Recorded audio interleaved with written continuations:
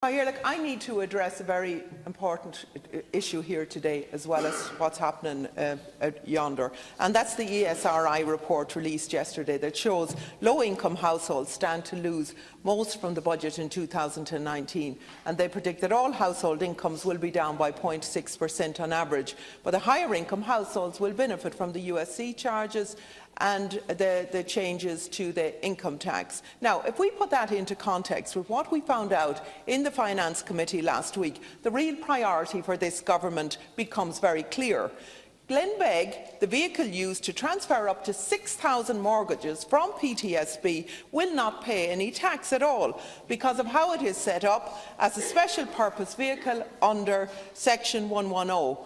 We have been previously told by this government, we're told time and time again, that all loopholes that allow vulture funds to avoid paying taxes have been closed. It took 9 rounds of direct questioning from my colleague, Deputy Pearse Doherty, to get the PTSB to admit that the reason they will continue to hold the 5% interest was to avoid that the reason PTSB will hold the 5% interest is to avoid the main vehicle paying tax.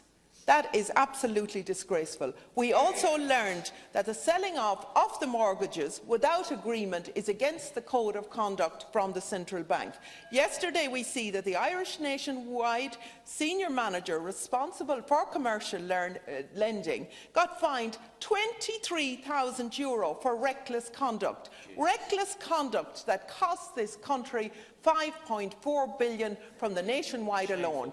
Wake up. People need to wake up on what's happening here. It's always the little person that's been screwed over, and we're paying reverence to banks and to institutions. And I'd have to ask, who is really running this country? Well said.